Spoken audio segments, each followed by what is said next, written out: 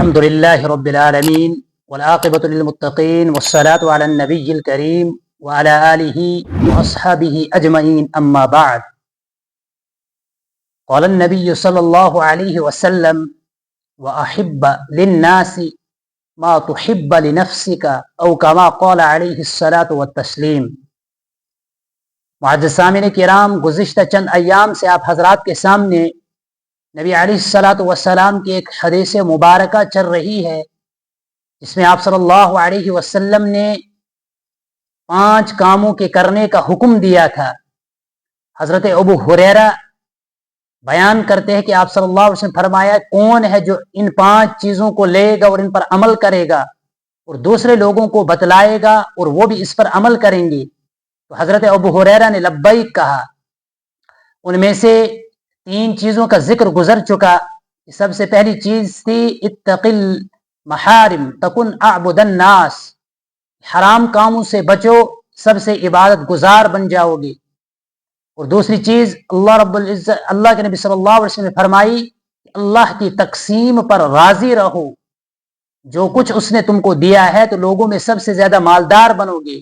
تو تیسری چیز تھی کہ پڑوسی کے ساتھ حسن سلوک کرو. چوتھی چیز نبی علیہ الصلوۃ والسلام نے فرمائی کہ وَأَحِبَّ لِلنَّاسِ مَا تُحِبَّ لِنَفْسِكَ، کہ لوگوں کے لیے وہی پسند کرو جو تم اپنے لیے پسند کرتے ہو. یہ ایک جامع نصیحت ہے. اس نصیحت میں اور گزشتہ جتنی نصیحتیں ہمارے سامنے آئی، ہمارے لیے سبق ہے. اگر ہم اس سبق کو اپنی زندگی میں لائیں گے تو پوری ہماری زندگی سنور جائے گی.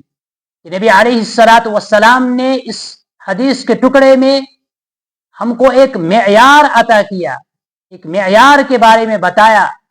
اس کے ذریعے سے معاشرات کے جتنے اسلامی احکام ہے وہ سب ایک ہی جملے کے اندر ہمارے سامنے آ گئے. کیونکہ جو دین اسلام اللہ رب العزت نے ہمیں عطا کیا ہے، اس دین کا تعلق صرف عقائد یا صرف عبادات کی حد تک نہیں ہے، بلکہ اس دین کا تعلق معاملات کے ساتھ، معاشرات کے ساتھ اور اسی طریقے سے اخلاق کے ساتھ بھی ہے. یہ دین مبین ہے، یہ اسلام کامل اور مکمل دین ہے. اور اس دین مبین، اس کامل مکمل دین کے اہم پہلوؤں میں سے، اہم حصوں میں سے ایک حصہ اور ایک بڑا باب جو ہے وہ معاشرات کا باب ہے. یعنی انسان آپس میں ملے تو کیسے ملے، انسان آپس میں رہیں تو کیسے رہیں، انسان زندگی کیسے گزارے، ملاقات کا طریقہ کیا ہو، رہن سہن کا کیا طریقہ ہو، ان تمام تر چیزوں کو معاشرات میں ذکر کیا گیا ہے. حضرت تھانوی رحمت اللہ علیہ رحمتاً واسعہ اس معاشرات پر بڑا زور دیتے تھے.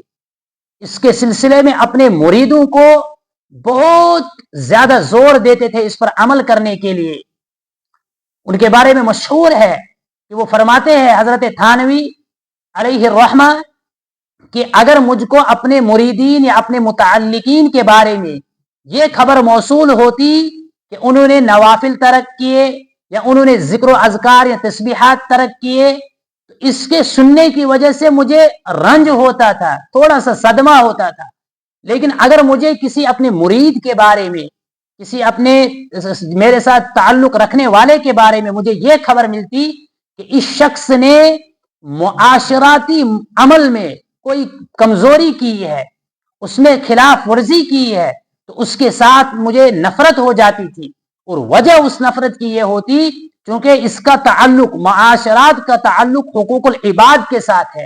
اور حقوق العباد کے بارے میں حکم آیا ہے کہ تب تک وہ حق معاف نہیں ہوتا ہے جب تک نہ وہ بندہ معاف کرے گا. کیونکہ یہ حقوق العباد کا معاملہ جو ہے بڑا سنگین معاملہ ہے. یہ حقوق العباد یعنی جس بندے کا ہم نے حق دبایا ہوگا، جس بندے کی ہم نے حق تلفی کی ہوگی، جب تک نہ وہ بندہ معاف کرے گا تب تک اللہ بھی اس کو معاف نہیں کرتے ہیں.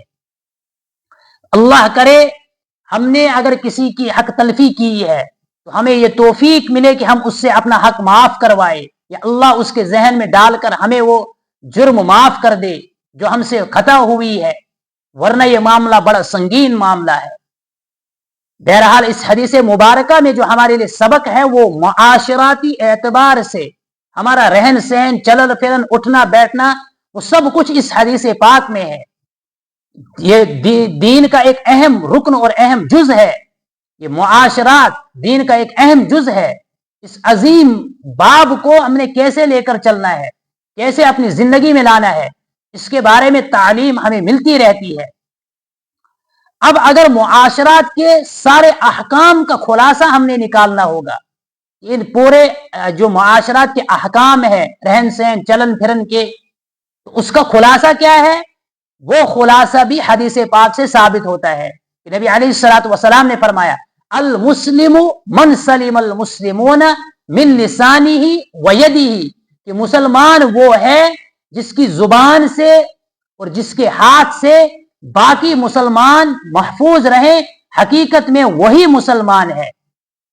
اس حدیث مبارکہ کا خلاصہ یہ ہے کہ انسان کی ذات سے کسی کو تکلیف نہ پہنچے، انسان کے افعال سے، اعمال سے، کردار سے کسی مسلمان بھائی کو تکلیف نہ پہنچے، نہ تو جسمانی اعتبار سے تکلیف پہنچے، نہ روحانی اعتبار سے تکلیف پہنچے، نہ نفسانی تکلیف پہنچے، نہ کسی ایمانی بھائی کو ذہنی تکلیف پہنچے۔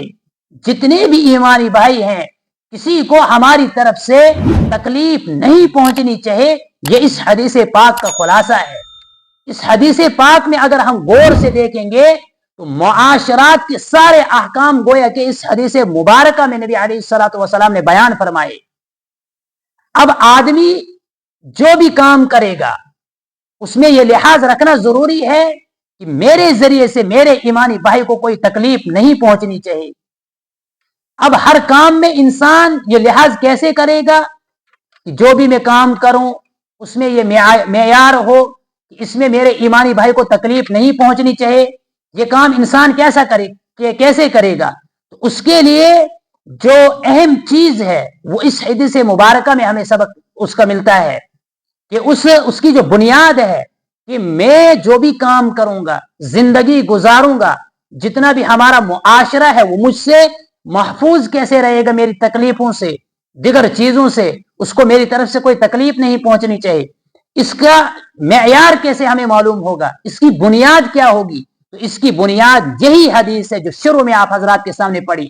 آپ صلی اللہ علیہ وسلم نے فرمایا وَأَحِبَّ لِلنَّاسِ مَا تُحِبَّ لِنَفْسِكَ، کہ جو تو اپنے لیے پسند کرتا ہے وہی تو اپنے بھائیوں کے لیے جب پسند کرے گا تو تیرے ذریعے سے کسی بھی ایمانی بھائی کو تکلیف نہیں پہنچے گی۔ تمام تر ایمانی بھائی تیری تکلیف سے محفوظ رہیں گے۔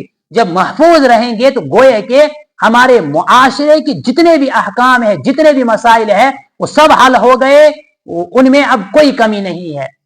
جب انسان یہ مادہ اپنے اندر پیدا کرے گا کہ جو کچھ میں کر رہا ہوں میں یہ سوچتا ہوں کہ مجھے آرام ہو، مجھے تمام تر سہولیات میسر ہو، تو میں اپنے پڑوسی کو یا قریب میں رہنے والا ایمانی بھائی ہو یا اور کوئی مذہب سے تعلق رکھنے والا ہو، میں اس سے وہ چیز کیوں چھینوں، اس سے وہ چیز کیوں لوں؟ اگر میرے گھر میں پانی آتا ہے اس کے گھر میں پانی نہیں جاتا ہے اور اس میں میرا قصور ہے، میں اس کو چھین رہا ہوں، تو گویا کہ اپنے لیے تو میں چاہتا ہوں کہ مجھے یہ چیز وافر مقدار میں ہو، میرے پڑوسی کو نہ ہو۔ تو گویا کہ یہ انسان اگرچہ زبان سے دعویٰ کر رہا ہے مومن ہونے کا، تو یہ کامل مومن نہیں ہے۔ اگرچہ کلمہ پڑھ رہا ہے، نماز پڑھ رہا ہے، لیکن اس کا پڑوسی اس کے افعال سے محفوظ نہیں ہے، اس کا پڑوسی اس کے اعمال سے محفوظ نہیں ہے۔ تو آپ صلی اللہ علیہ وسلم نے فرمایا کہ المسلم، مسلمان تو وہی ہے، من سلم المسلمون، کہ جس کی زبان سے اور جس کے ہاتھوں سے دیگر مسلمان محفوظ رہے۔ حقیقت میں تو مسلمان وہی ہے۔ نبی علیہ الصلوۃ والسلام کی زندگی سے ہمیں تعلیم ملتی ہے کہ آپ صلی اللہ علیہ وسلم کے سامنے تمام تر لوگوں کے ساتھ جو معاملات تھے، آپ صلی اللہ علیہ وسلم کا جو اٹھنا بیٹھنا تھا، ہر ایک صحابی یہی سمجھتا تھا کہ میں ہی آپ کے یہاں زیادہ محبوب ہوں، آپ صلی اللہ علیہ وسلم مجھ سے ہی زیادہ محبت کرتے ہیں۔ جیسے روایت میں آتے ہیں کہ حضرت عمرو ابن العاص رضی اللہ تعالی عنہ آپ صلی اللہ علیہ وسلم کے جب اسلام لانے کے بعد آپ صلی اللہ علیہ وسلم کے ساتھ اٹھتے بیٹھتے تھے تو ان کو ایسا لگا کہ آپ مجھ سے سب سے زیادہ محبت کرتے ہیں. ان کو ایسا محسوس ہوتا تھا. ایک مرتبہ انہوں نے آپ صلی اللہ علیہ وسلم سے عرض کیا کہ یا رسول اللہ, آپ سب سے زیادہ محبت کس کے ساتھ کرتے ہو؟ تو ادھر سابقین اولین حضرت صدیق اکبر, فاروق اعظم, عثمان غنی, علی مرتضی, طلحہ, زبیر اور دیگر صحابہ کرام جنہوں نے ابتدا میں اسلام قبول کیا, جو آپ صلی اللہ علیہ وسلم کے ساتھ ساتھ تھے, ان کا مقام دیگر صحابہ پر بڑا ہے. صحابی کا مقام و مرتبہ اپنی جگہ, لیکن سابقین اولین جو ہے ان کا مقام اپنی جگہ ہے. تو انہوں نے دریافت کیا کہ آپ سب سے زیادہ محبت کن کے ساتھ کرتے ہو؟ تو آپ صلی اللہ علیہ وسلم فرمائے صدیق اکبر کے ساتھ. عمرو ابن العاص نے سوچا کیا حضرت صدیق اکبر رضی اللہ تعالی عنہ حضور کے ساتھ ابتدا سے تھے, غار یار ہے, ہجرت کے موقع پر آپ کے ساتھ, ابتدا میں آپ کے ساتھ, آپ صلی اللہ علیہ وسلم کا جب معراج ہوا اس وقت آپ صلی اللہ علیہ وسلم کے تصدیق میں بولے, یہ آپ صلی اللہ علیہ وسلم کے شاعر شان رہے, شانہ بشانہ رہے ہیں, ہر وقت آپ صلی اللہ علیہ وسلم کے ساتھ, اس لیے آپ نے کہا ہوگا کہ ان کے ساتھ زیادہ محبت ہے. پھر پوچھا آپ صلی اللہ علیہ وسلم کا حضرت عمر رضی اللہ تعالیٰ عنہ سے. اب حضرت عمرو ابن العاص نے سوچا کہ اگر میں اور پوچھوں تو نہ جانے میرا نمبر کہاں پر آیا. آخر میں وہ یہ بات کہنے پر مجبور ہو گئے کہ آپ صلی اللہ علیہ وسلم کا جو تعلق لوگوں کے ساتھ ہے, آپ صلی اللہ علیہ وسلم کا جو کردار ہے, آپ صلی اللہ علیہ وسلم کے جو اعمال اور افعال اور اقوال ہے, وہ اس طریقے کے ہے کہ جو بھی سامنے سے ہوگا اس کو ایسا محسوس ہوتا ہے کہ حضور مجھ سے ہی سب سے زیادہ محبت کرتے ہیں. آپ بولتے تو اگلا سمجھتا ہے کہ حضور مجھ سے ہی زیادہ محبت کرتے ہیں, میرے ساتھ اس طریقے سے بولتے ہیں.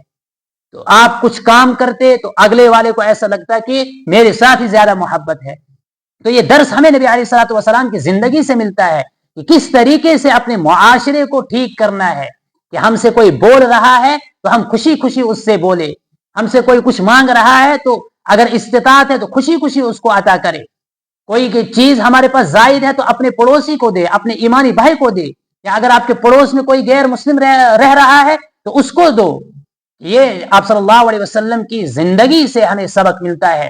اللہ رب العزت سے دعا ہے کہ اس حدیث پاک کا جو مطلب ہے اور اس سے جو مطالبہ ہے وہ ہمارے دل و دماغ میں اتر جائے اور ہماری زندگی اس کے مطابق ہو جائے. یہی ہمارے لیے کامیابی کا ذریعہ اور نجات ہے. آمین برحمتک یا ارحم الراحمین.